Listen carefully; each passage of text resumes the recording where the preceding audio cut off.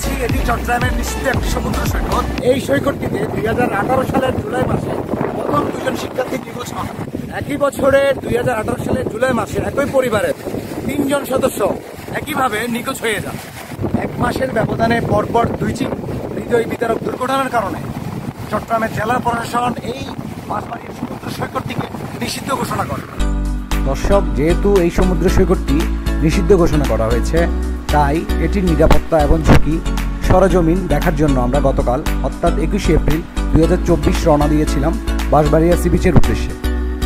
দর্শক, আমরা যখন রওনা দেই গুগল ম্যাপে দেখলাম আমাদের অফিস থেকে বাঁশবাড়িয়া সমুদ্র সৈকতের দূরত্ব 27 কিলোমিটারের কিছু বেশি, অর্থাৎ চট্টগ্রাম সিটি গেট থেকে এই দূরত্ব আনুমানিক 27 কিলোমিটার।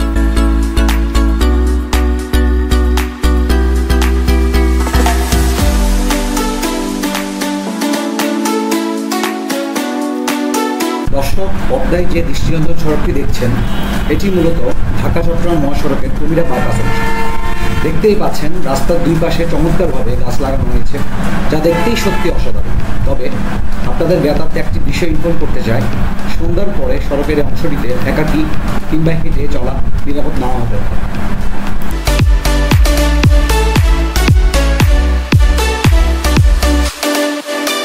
আমরা এখন বাঁশবাড়িয়া সমুদ্র সৈকতে যাওয়ার যে মূল রাস্তা সেটিতে প্রবেশ করতে যাচ্ছি।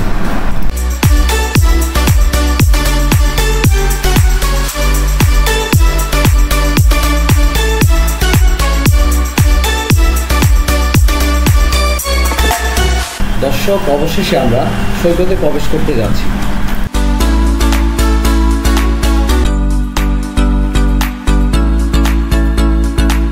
সৈকতে প্রবেশের পর একটি অবাক করা বিষয় খেয়াল করলাম। এক নজরে সৈকতটি কিন্তু সত্যিই চমৎকার। এখানকার প্রাকৃতিক দৃশ্য নিঃসন্দেহে আপনাকে মুগ্ধ করবে।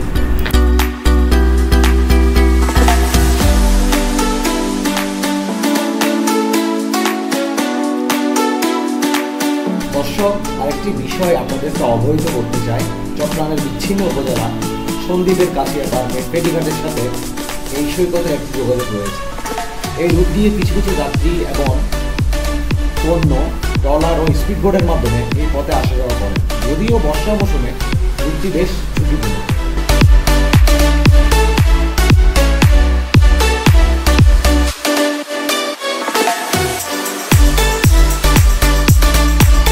দর্শক, সমুদ্রের পিছনে আপনারা দেখতে পাচ্ছেন এই ঝাউ বাগানটি। এই ঝাউ বাগানটি আপনার সৈকতের 1 কিলোমিটার জায়গা জুড়ে বিস্তৃত।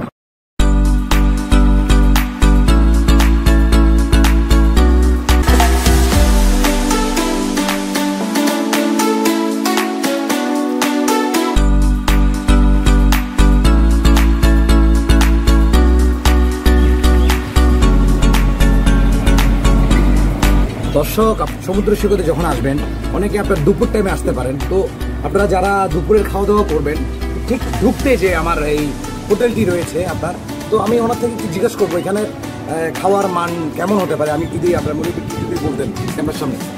জি, আপনার এই ভাত আনলিমিটেড যা খেতে পারে, তার বড়া খানা, আর মুরগি দেব, ডাল দেব, সবজি দেব, তারপর আলু ভর্তা দেবো।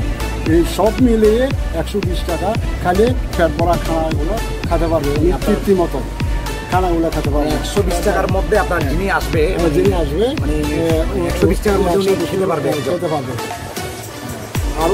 আরও একটু যদি গরু মাংস দিয়ে খায় বা আরও একটু বেশি বেশি আছে, সেটা কত হতে পারে? আমরা এখানে অবশ্যই মাছ করি, মাছ হলে মাছ খাবে, মুরগি হলে মুরগি খাবে। একটু যদি আজকের যদি কিছু কি কি আজকে রান্না করছেন? আমার আজকের রান্নার হলো এই মুরগিগুলা, আর এই ডালগুলা, আর হলো সবজিগুলা, আর হলো সমুদ্র মাছগুলা। ভাত থাকবে, হ্যাঁ ভাত থাকবে, ডাল থাকবে, এই মুরগি থাকবে, সবজি থাকবে, আলু ভাতা থাকবে। এইটা খাইলে সর্বোচ্চ 130 টাকা, আর অথবা আরও একটু দরদার একটু কষাকষি করলে 120 টাকা। অসংখ্য ধন্যবাদ আজকে এই বিষয়টা সবাইকে একটু জানার জন্য।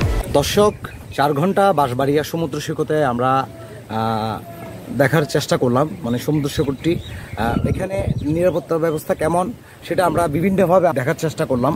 তো দেখার প্রেক্ষিতে এখানে তাৎক্ষণিক যে পর্যটকগুলো আসছে তাদের সাথে আমরা কথা বললাম। থেকে আসছেন? আমি আসছি ঢাকা থেকে। তো কি মনে হচ্ছে সমুদ্র সৈকত কি নিরাপদ মনে হচ্ছে? কেমন, মানে এখানের আবহাওয়াটা কেমন? খুবই সুন্দর। খুবই সুন্দর। কথার প্রেক্ষিতে আরও এখানে যারা স্থানীয় লোকজন ছিল, যারা মানে ছোটোখাটো দোকান করছে, যারা ব্যবসায়ী ছিল, তাদের সাথে আমরা আলাপ করেছি।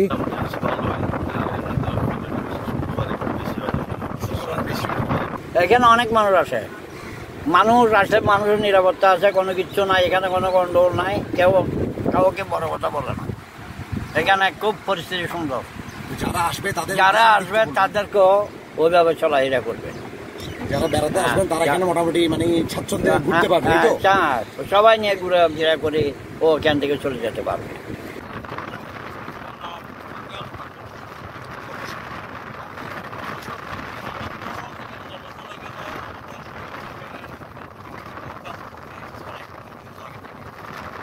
তো আলাপকালীন আপনারা এখানে যতটুকু আমরা দেখতে পেলাম সেটি হলো সমুদ্রের উপরিভাগটি আমাদের কাছে অনিরাপদ মনে হয়নি। সমুদ্রের নিচের অংশ যেটি আপনার পানির অংশ সেটি আমরা যতটুকু জানতে পারলাম কিছু পরিকল্পিত খননের কারণে সেটি আপনাদের জন্য বিপজ্জনক হতে পারে। তো এখানে যারা বেড়াতে আসবেন বা ঘুরতে আসবেন তারা আপনাদের কাছে আমাদের একটা রিকোয়েস্ট থাকবে, আপনারা পানিতে নামার চেষ্টা করবেন না। আর এছাড়াও আপনারা যারা সন্ধ্যার পর আপনারা স্থান ত্যাগ করবেন। আর আমাদের কিছু সেফটি টিপস বা যারা ভ্রমণ করবেন, আমাদের ডেসক্রিপশানে আমাদের কিছু ভ্রমণ সেফটি টিপস দেওয়া থাকবে। এই সেফটি টিপসগুলো আপনারা যদি লক্ষ্য করেন তাহলে আপনাদের ভ্রমণ আরও নিরাপদ হবে। তো ভালো থাকবেন, সুস্থ থাকবেন। আসসালামু আলাইকুম।